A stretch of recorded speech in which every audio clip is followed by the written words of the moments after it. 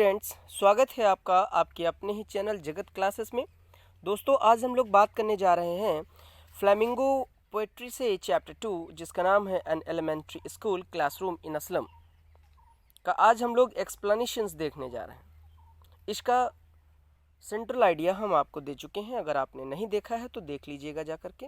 बहुत ही इम्पोर्टेंट है। और हाँ, ये जो लेसन है इस बार की बोर्ड एग्जामिनेशन में आया हुआ था।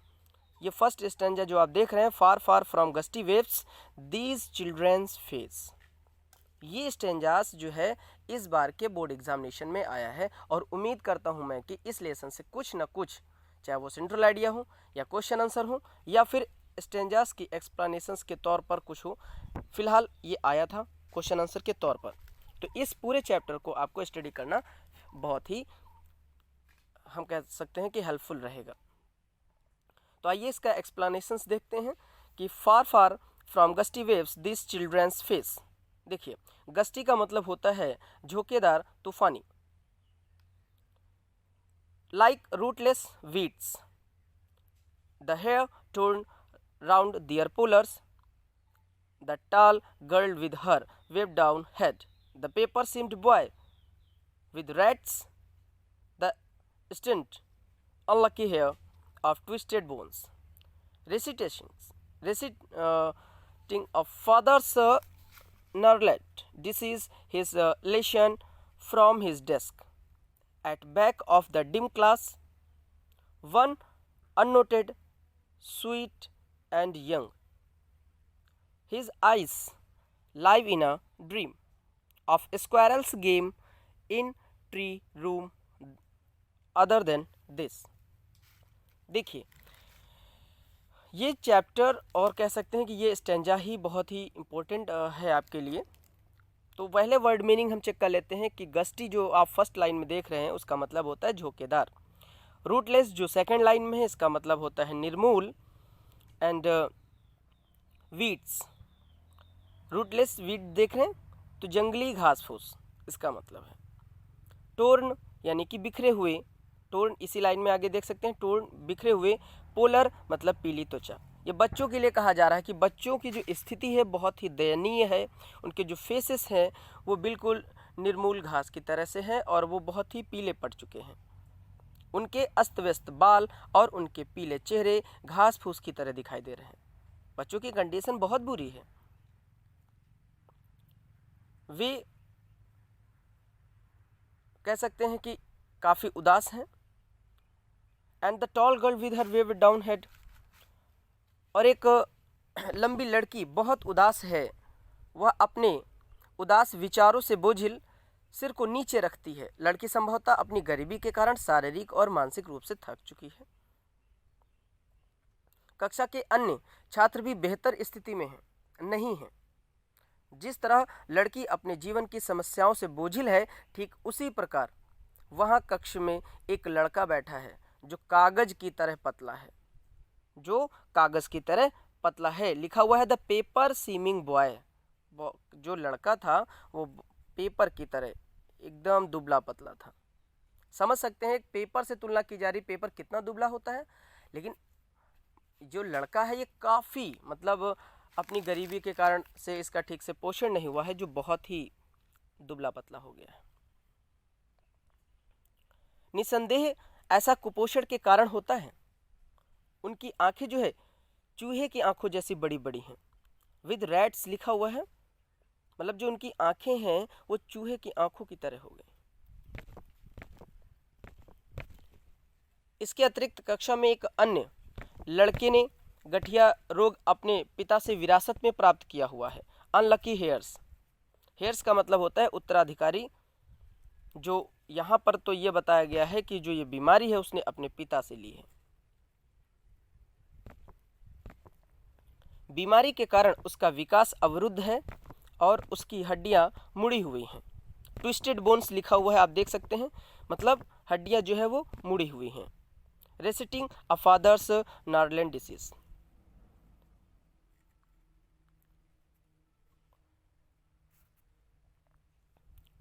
बीमारी के कारण उसका विकास जो है वो रुक गया है, हड्डियां मुड़ी हुई हैं। वह अपनी डेस्क से अपना पाठ मधुर और किंतु धीरी आवाज़ में पढ़ता है। कक्षा में पीछे बैठा अन्य बच्चा, एक प्यारा सा बच्चा बैठा है कह सकते हैं, वह वहाँ बिना किसी का ध्यान आकर्षित किए हुए है। मतलब उसका ध्यान उस लड़के पर, किसी का ध्यान नहीं है, कक्षा के अन्य बच्चों का ध्यान उस लड़के पर नहीं है, और एक पेड़ से खेल रही गिलहरी का सपना देख रहा है। His eyes live in a dream, मतलब जो एक सपना देख रहा है ऑफ स्क्वायरल्स गेम, खेलती हुई फुदकती हुई एक स्क्वायरल का, एक गिलहरी का वो स्वप्न देख रहा है। In trees room other than this, कक्षा का नीरस और उबा देने वाला वातावरण संभवतः उसका ध्यान आकर्षित करने में असमर्थ है। कक्षा का जो वातावरण है बहुत ही नीरस भरा है, उबा देने वाला है, लेकिन वो जो लड़का था छोटा, वो गिलहरी के स्वप्न देख रहा है, जिसकी वजह से उसका ध्यान क्लास में नहीं था। तो ये था फर्स्ट स्टेंजास का एक्सप्लेनेशंस। आइए देखते हैं सेकंड स्टेंजास का explanations. On so cream wall donations Shakespeare's head, cloudness at down, civilized dome riding all cities, belled flowery Tyrols valley, open-handed map awarding the world's its world, and yet for these children this window, not this map, their world, where are their futures painted with a fog, a narrow street sealed in with a lead sky, far from rivers, caps and stars of words। देखिए, पहले हम लोग word meaning check कर लेते हैं, ठीक है। तो डोनेशंस का मतलब होता है कि दान में दी हुई वस्तुएं। सील्ड इन, जो अभी आपने देखा कि शील्ड इन आया हुआ है, उसका मतलब होता है अंदर की ओर से बंद होना। Lead sky, lead sky same line में आप देख सकते हैं, सेकंड लास्ट लाइन में ये वर्ड मीनिंग है आपकी। लीड स्काई नीला या कह सकते हैं धूसर आसमान, और लास्ट में आप देख सकते हैं कि लास्ट की लाइन में कैप्स लिखा हुआ है, इसका मतलब होता है अंतरीप। तो इस स्टेंजास में कवि जो है गंदी कक्षा का वर्णन करता है। कक्षा की दीवारें पीली और गंदी हैं और वे अप्रिय भावना प्रकट करती हैं। दीवारों पर उन लोगों के नाम प्रदर्शित किए गए हैं जिन्होंने दान दिए हैं, उनकी तस्वीरें जो है दीवारों पर बनी हुई हैं। दीवार पर शेक्सपियर का एक चित्र बना हुआ है।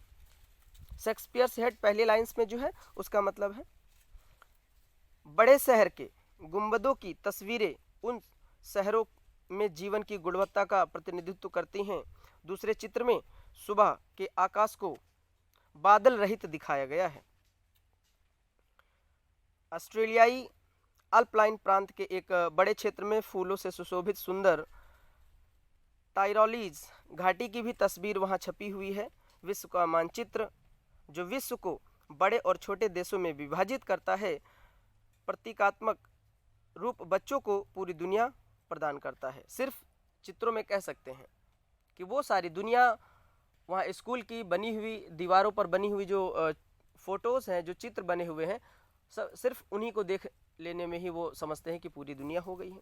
कहने का मतलब है कि बाहर की दुनिया देखना उनको नसीब नहीं है, तो सिर्फ स्कूल की दीवारों पर ही कह सकते हैं कि वो देखकर चित्र ये संतुष्टि मात्र कर लेते हैं कि यही दुनिया है, कि उनके भाग्य में नहीं है दुनिया को देखना। किंतु ये सभी चित्र गरीब बच्चों के लिए कह सकते हैं कि निरर्थक है एक तरह से। इन दीवारों पर चित्रित दुनिया इन बच्चों की दुनिया नहीं है। उनकी दुनिया में चित्र में प्रस्तुत प्राकृतिक सुंदरता, विशाल गुंबद या समृद्धि नहीं है। दुर्भाग्य से उनकी दुनिया आशाहीनता के कोहरे में, जो फॉग देख सकते हैं आप थर्ड लास्ट लाइन में, पेंटेड विद अ फॉग, तो आशाहीन के कोहरे और भूख से चित्रित है। उनका भविष्य गंभीर और अनिश्चित है और एक अंधकार और नीरस आकाश के साथ बंधा हुआ है। Lead sky. सील्ड मतलब बंधा हुआ है, a narrow street sealed in with a lead sky. जो आकाश नीरस और अंधकार में आकाश के साथ बंधा हुआ है। फिर कभी लास्ट में कहता है कि उनकी दुनिया नदियों और द्वीपों की वास्तविक दुनिया से बहुत दूर है, फार फार फ्रॉम रिवर्स। मतलब जो उनकी वास्तविक दुनिया है वह नदियों से और द्वीपों के वास्तविक दुनिया से बहुत दूर है। ये चीज़ें आकाश के सितारों की तरह हैं जिन्हें वे कभी छू भी नहीं सकते। तो दोस्तों ये आपने देखे फर्स्ट और सेकंड स्टेंजास। थर्ड और फोर्थ स्टेंजा हम आपको पार्ट 2 में देंगे, क्योंकि एक में वीडियो लॉन्ग हो रहा है। अगर आपको ये समझ में आया है, अगर नहीं आए तो 2 से 3 बार आप देख लीजिएगा, उम्मीद करता हूँ समझ में आ जाएगा। तो मिलते हैं एक नए वीडियो के साथ, तब तक के लिए नमस्कार। Thank you for watching my videos.